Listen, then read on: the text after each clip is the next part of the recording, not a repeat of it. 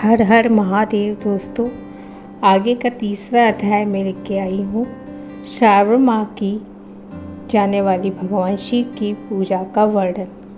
सनत कुमार बोले, हे भगवान, आपने श्रावण मासों का संक्षिप्त वर्णन किया है। हे स्वामिनी, इससे हमारी तृप्ति नहीं हो रही, अतः आप कृपा करके विस्तार से वर्णन करें, जिसे सुन के हे सुरेश्वर मैं कृतकृत्य हो जाऊंगा। ईश्वर बोले, हे योगीश, जो बुद्धिमान नक्तव्रत के द्वारा श्रावण मास को व्यतीत करता है वह 12 महीने में नक्तव्रत करने के फल का भागी होता है। नक्तव्रत में दिन की समाप्ति के पूर्व सन्यासियों के लिए एवं रात्रि में गृहस्थों के लिए भोजन का विधान है। उसमें सूर्यास्त के बाद की 3 घड़ियों को छोड़ के नक्त भोजन का समय होता है। सूर्य के अस्त होने के पश्चात 3 घड़ी संध्या काल होता है। संध्या बेला में आहार, मैथुन, निद्रा और चौथा स्वाध्याय, इन चारों कर्मों का त्याग कर देना चाहिए। गृहस्थ और यति के भेद से उनकी व्यवस्था के विषय में मुझसे सुनिए। सूर्य के मंद पड़ जाने पर जब अपनी छाया अपने शरीर से दुगनी हो जाए, उस समय के भोजन को यति के लिए नक्त भोजन कहा गया है। रात्रि भोजन के लिए नक्त भोजन नहीं होता। तारों के दृष्टिगत होने पर विद्वानों ने गृहस्थों के लिए नक्त कहा है। यति के लिए दिन के 8वें भाग के शेष रहने पे भोजन का विधान है। उसके लिए रात्रि में भोजन का निषेध किया गया है। गृहस्थ को चाहिए कि वह विधि पूर्वक रात्रि में नक्त भोजन करे और यति, विधवा व विधुर व्यक्ति सूर्य के रहते नक्त व्रत करे। विधुर व्यक्ति यदि पुत्रवान हो तब उसे भी रात्रि में ही नक्त व्रत करना चाहिए। अनाश्रमी हो अथवा आश्रमी हो अथवा पत्नी रहित हो अथवा पुत्रवान हो, उन्हें रात्रि में नक्त व्रत करना चाहिए। इस प्रकार बुद्धिमान मनुष्यों को अपनी अधिकार के अनुसार नक्त व्रत करना चाहिए। इस मास में नक्त व्रत करने वाला व्यक्ति परम गति प्राप्त करता है। मैं प्रातः काल स्नान करूँगा, ब्रह्मचर्य व्रत का पालन करूँगा, नक्त भोजन करूँगा, पृथ्वी पर सोऊंगा और प्राणियों पे दया करूँगा। हे देव, इस व्रत को प्रारंभ करने पर यदि मैं मर भी जाऊं तो जगतपते आपकी कृपा से मेरा व्रत पूर्ण हो, ऐसा संकल्प करके बुद्धिमान व्यक्ति को श्रावण मास में प्रतिदिन नक्त व्रत करना चाहिए। इस प्रकार नक्त व्रत करने वाला मुझे अत्यंत प्रिय होता है। ब्राह्मण के द्वारा अथवा स्वयं ही अतिरुद्र, महारुद्र अथवा रुद्र मंत्र से महीने भर में प्रतिदिन अभिषेक करना चाहिए। हे वत्स, मैं उस व्यक्ति पर प्रसन्न हो जाता हूँ क्योंकि मैं जलधारा से अत्यंत प्रीति रखने वाला हूँ। अथवा रुद्र मंत्र के द्वारा मेरे लिए अत्यंत प्रीतिकर होम प्रतिदिन करना चाहिए। अपने लिए जो भी भोज्य पदार्थ अथवा सुख भोग की वस्तु की ही अति प्रिय हो, संकल्प करके उन्हें श्रेष्ठ ब्राह्मण को प्रदान करके स्वयं महीने भर उन पदार्थों का त्याग करना चाहिए। हे मुने, अब उसके बाद उत्तम लक्ष्य पूजा विधि को सुनिए। लक्ष्मी चाहने वाले अथवा शांति की इच्छा रखने वाले मनुष्य को लक्ष्य विल पत्रों या लक्ष्य दुर्वा दलों से शिव की पूजा करनी चाहिए। आयु की कामना करने वाले को चंपा के लक्ष्य पुष्पों तथा विद्या चाहने वाले व्यक्ति को मल्लिका या चमेली के लक्ष्य पुष्पों से श्री हरि की पूजा करनी चाहिए। शिव तथा विष्णु की प्रसन्नता तुलसी के दलों से सिद्ध होती है। पुत्र की कामना करने वालों को कटेरी के दलों से और शिव तथा विष्णु का पूजन करना चाहिए। बुरे सपनों की शांति के लिए धाने से पूजन करना प्रशस्त होता है। देव के समक्ष निर्मित किए गए रंगवल्ली आदि से विभिन्न रंगों से रचित पद्य, स्वास्तिक और चक्र आदि से प्रभु की पूजा करनी चाहिए। इस प्रकार सभी मनोरथों की सिद्धि के लिए सभी प्रकार के पुष्पों से यदि मनुष्य लक्ष्य प्राप्त करे तो शिव जी प्रसन्न होंगे। तत्पश्चात उद्यापन करना चाहिए, मंडप निर्माण करना चाहिए और मंडप के त्रिभाग परिणाम में वेदिका बनानी चाहिए तदंतर पुण्यवाचन करके आचार्य का वर्णन करना चाहिए। उस मंडल में प्रविष्ट होकर गीत तथा वाद्य के शब्दों और तीव्र वेद ध्वनि से रात्रि में जागरण करना चाहिए। वेदिका के ऊपर उत्तम लिंगतो भद्र बनाना चाहिए। उसके बीच में चावलों से सुंदर कैलाश का निर्माण करना चाहिए। उसके ऊपर तांबे का अत्यंत चमकीला तथा पंच पल्लव युक्त कलश स्थापित करना चाहिए। उसे रेशमी वस्त्रों से विशिष्ट कर देना चाहिए। उसके बाद पार्वती पति शिव की सुवर्णमय प्रतिमा स्थापित करनी चाहिए। तत्पश्चात पंचामृत धूप दीप तथा नैवेद्य से उस प्रतिमा की पूजा करनी चाहिए और गीता वाद्य नृत्य तथा वेद शास्त्र तथा पुराणों के पाठ के द्वारा रात्रि में जागरण करना चाहिए। इसके बाद प्रातःकाल भली भांति स्नान करके पवित्र हो जाना चाहिए और अपनी शाखा में निर्दिष्ट विधान के अनुसार वेदिका निर्माण करना चाहिए। तत्पश्चात मूल मंत्र से या गायत्री मंत्र से या शिव के सहस्त्र नामों के द्वारा तिल तथा घृत मिश्रित खीर से होम कराना चाहिए अथवा जिस मंत्रों से पूजा की गई है उसी से होम करके पूर्णाहुति डालनी चाहिए। इसके बाद वस्त्र अलंकार तथा भूषणों से भली भांति आचार्य का पूजन करना चाहिए। तत्पश्चात अन्य ब्राह्मणों का पूजन करना चाहिए और उन्हें दक्षिणा देनी चाहिए। जिस जिस वस्तुओं से उमापति शिव की लक्ष्य पूजा की हो उसका दान करना चाहिए। स्वर्णमयी मूर्ति बना के शिव की पूजा करनी चाहिए। यदि दीप कर्म किया हो तो उस दीपक का दान करना चाहिए। चांदी का दीपक और स्वर्ण की वर्तिका अर्थात बत्ती बना के उसे गोघृत से भरकर सभी कामनाओं और अर्थ की सिद्धि के लिए उसका दान करना चाहिए। उसके बाद प्रभु से क्षमा प्रार्थना करनी चाहिए और अंत में 100 ब्राह्मणों को भोजन कराना चाहिए। हे मुने, जो व्यक्ति इस प्रकार पूजा करता है मैं उस पर प्रसन्न होता हूँ। उसमें जो भी श्रावण मास से पूजा करता है उसका अनंत फल मिलता है। यदि आपने अपने लिए अत्यंत प्रिय कोई वस्तु मुझे अर्पण करने के विचार से इस मास में कोई त्यागता है तो जब उसका फल सुनिए, इस लोक में तथा परलोक में उसकी प्राप्ति लाख गुना अधिक होती है।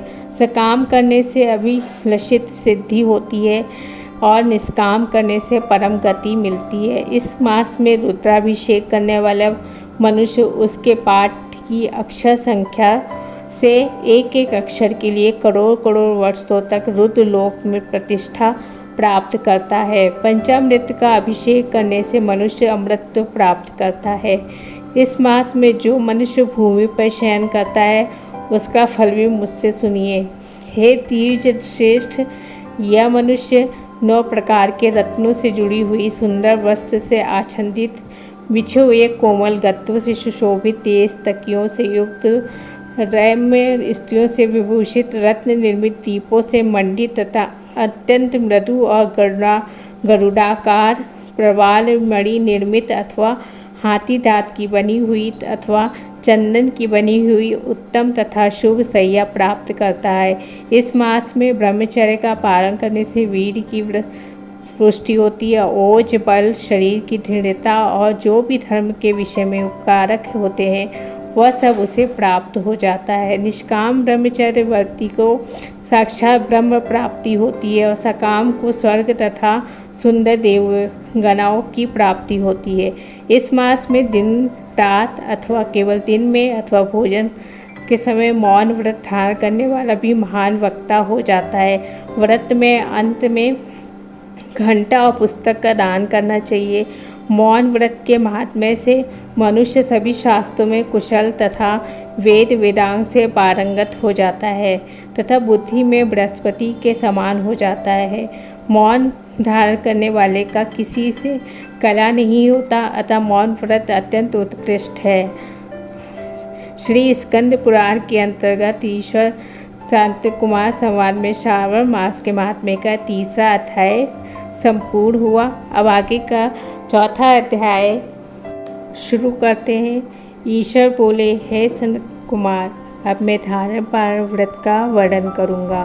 प्रतिपदा के दिन से आरंभ करके सर्वप्रथम पुण्यवाचन कराना चाहिए। इसके बाद मेरी प्रसन्नता के लिए धारण पारण व्रत का संकल्प करना चाहिए। एक दिन धारण व्रत करे, दूसरे दिन पारण व्रत करे। धारण में उपवास तथा पारण में भोजन होता है। श्रावण मास में के समाप्त होने पर सबसे पहले पुण्याहवाचन कराना चाहिए। उसके बाद ही मानद पंडितों तथा ब्राह्मणों का वरण करना चाहिए। तत्पश्चात पार्वती तथा शिव की स्वर्ण निर्मित प्रतिमा को जल से भरे हुए कुंभ पर स्थापित कर रात में भक्ति पूर्वक पूजन करना चाहिए तथा पुराण श्रवण आदि के साथ रात भर जागरण करना चाहिए। प्रातः का अग्नि स्थापन करके विधि पूर्वक होम कराना चाहिए। त्रयंबकम इस मंत्र से तिल मिश्रित भात की आहुति डालनी चाहिए। उसी प्रकार शिव गायत्री मंत्र से घृत मिश्रित भात की आहुति डालें और पुनः षडाक्षर मंत्र से खीर की आहुति प्रदान करें। तदंतर पूर्णाहुति के लिए होम शेष का समापन करना चाहिए। इसके बाद ब्राह्मणों को भोजन कराना चाहिए। साथ ही आचार्य की पूजा करनी चाहिए। हे महाभाग, इस प्रकार से उद्यापन संपन्न करके मनुष्य ब्रह्म हत्या आदि पातकों से मुक्त हो जाता है, इसमें कोई संदेह नहीं है। अतएव इस महाव्रत का अवश्य करना चाहिए। हे मुने, अब श्रावण में मास उपवास की विधि का आदर पूर्वक सुनिए। प्रतिपदा के दिन प्रातःकाल इस व्रत का संकल्प करें और स्त्री हो या पुरुष मन तथा इंद्रियों को नियंत्रित करके इस व्रत को करें।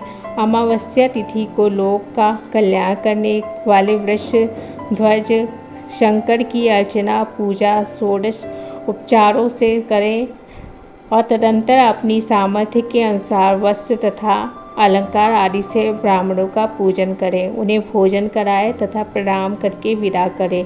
इस प्रकार से किया गया मास उपवास व्रत मेरी प्रसन्नता कराने वाला होता है। हे सनत कुमार, मनुष्यों को सभी सिद्धियां प्रदान करने वाले लक्ष्य परिमित रुद्रवती व्रत के विधान को सावधान होकर करना चाहिए। अत्यंत आदरपूर्वक कपास के 11 तंतुओं से बत्तियां बनानी चाहिए। वे रुद्रवर्ती नामावली बत्तियां मुझे प्रसन्न करने वाली हैं।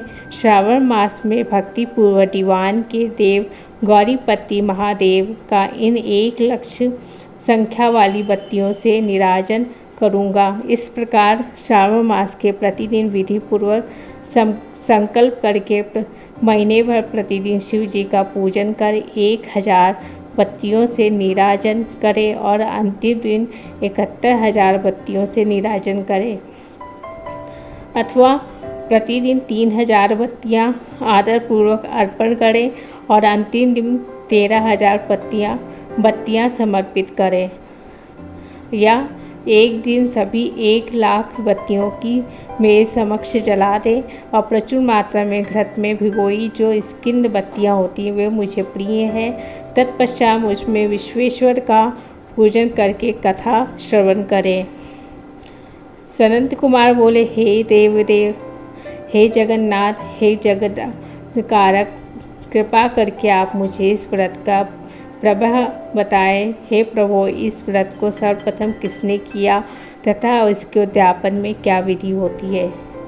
ईश्वर बोले, ब्रह्मपुत्र व्रतों में उत्तम इस रुद्रवर्ती व्रत के विषय में सावधान होकर सुनिए। यह व्रत महापुण्यप्रद सभी उपद्रवों का नाश करने वाला है, प्रीति तथा सौभाग्य देने वाला, पुत्र पौत्र समृद्धि प्रदान करने वाला, व्रत करने वाले के प्रति शंकर जी की प्रीति उत्पन्न करने वाला तथा परम पद शिवलोक को देने वाला है। तीनों लोकों में इस रुद्रवर्ती के समान कोई उत्तम व्रत नहीं है। इस संबंध में लोग यह प्राचीन दृष्टांत कहते हैं। क्षिप्रा नदी के रम्य तट पे उज्जैनी सुंदर नगरी थी। उस नगरी में सुगंधा नामक एक परम सुंदरी वीरांगना थी। उसने अपने साथ संसर्ग के लिए अत्यंत दुसह शुल्क निश्चित किया था। 100 स्वर्ण मुद्रा देकर संसर्ग करने की शर्त रखी थी। उस सुगंधा ने युवकों तथा ब्राह्मणों को भ्रष्ट कर दिया था। उसने राजाओं तथा राजकुमार को नग्न करके उसके आभूषण आदि लेके उसका बहुत तिरस्कार किया था। इस प्रकार उस सुगंधा ने बहुत लोगों को लूटा था। उसके शरीर की सुगंध से कोस भर का स्थान सुगंधित रहता था। वह पृथ्वी तल पर रूप, लावण्य और कांति की मानो निवास स्थली थी।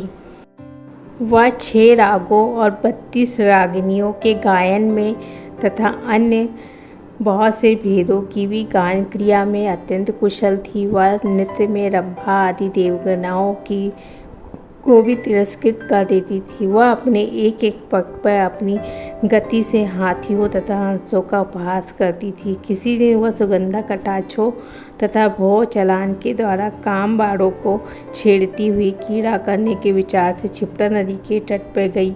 उसने ऋषियों के द्वारा शोभित मनोरम नदी को देखा। वहाँ कई विप्र ध्यान में लगे हुए थे तथा कई जप में लीन थे। कोई शिवार्चन में रत था और कई विष्णु के पूजन में तल्लीन थे। हे महामुने, उसने उन ऋषियों के बीच विराजमान मुनि वशिष्ठ को देखा। उनके दर्शन के प्रभाव से उसकी बुद्धि धर्म में प्रवृत्त हो गई। जीवन तथा विशेष रूपों से विषयों से उसकी विरक्ति हो गई।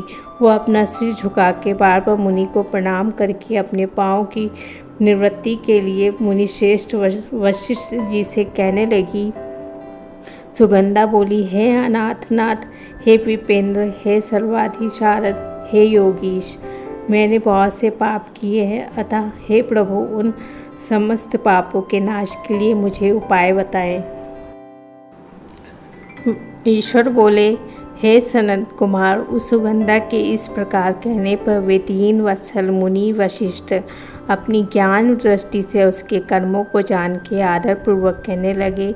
तुम सावधान होकर, वशिष्ठ बोलते हैं, तुम सावधान होकर सुनो। जिस पुण्य से तुम्हारे पाप का पूर्ण रूप से नाश हो जाएगा, वह सब मैं तुमसे अब कह रहा हूँ। हे भद्रे, 3 लोकों में विख्यात बनारस में जाओ और वहाँ जाकर 3 लोकों में दुर्लभ महान पुण्य देने वाले तथा शिव के लिए अत्यंत प्रीति का रुद्रावर्ती नामक व्रत को इस क्षेत्र में करो। हे भद्रे, इस व्रत को करके तुम परम गति प्राप्त करोगी। ईश्वर बोले, तब उसने अपना धन लेकर सेवक तथा मित्र सहित काशी में जाकर वशिष्ठ के द्वारा बताए गए विधान के अनुसार व्रत किया। इस प्रकार उस व्रत के प्रभाव से वह सशरीर उस शिवलिंग में विलीन हो गई। सनत कुमार, इस प्रकार जो स्त्री इस परम दुर्लभ व्रत को करती है, वह जिस अभीष्ट पदार्थ की इच्छा करती है उसे निसंदेह प्राप्त होता है। हे सुव्रत, आप मणिकरवर्तियों का महात्म्य सुनिए। हे विपेंद्र, उन मणिक्यवर्तियों के व्रत से स्त्री मेरे अर्थ आसन की अधिकारिणी हो जाती है। महाप्रलय पर्यंत वह मेरे लिए प्रिय होती है। अब मैं इस व्रत की संपूर्णता के लिए उद्यापन का विधान करूँगा। चांदी की बनी हुई नंदीश्वर की मूर्ति पे आसीन स्वर्णमय भगवान शिव की पार्वती सहित प्रतिमा को कलश पे स्थापित करना चाहिए और विधि के साथ पूजन करके रात्रि में जागरण करना चाहिए। इसके बाद प्रातःकाल नदी में निर्मल जल से विधिपूर्वक स्नान करके 11 ब्राह्मणों सहित आचार्य का वरण करना चाहिए। तत्पश्चात रुद्र सूक्त के साथ गायत्री अथवा मूल मंत्र से घृत, खीर तथा बिल पत्रों का होम करना चाहिए। फिर पूर्णाहुति होम करके आचार्य आदि की विधिवत पूजा करनी चाहिए। तब अपनी 11 उत्तम विप्रों को भोजन कराना चाहिए। हे संत कुमार, जो स्त्री इस प्रकार से व्रत करती है वह समस्त पापों से मुक्त हो जाती है। तत्पश्चात विधान पूर्वक कथा सुन के स्थापित की गई समस्त सामग्री ब्राह्मणों को दे देनी चाहिए। इससे निश्चित रूप से 1000 अश्वमेध यज्ञों का फल प्राप्त होता है। इसी के साथ ही यह 4था अध्याय समाप्त हुआ। अब अगले वीडियो में अगला अध्याय लेके आऊँगी। तब तक के लिए धन्यवाद।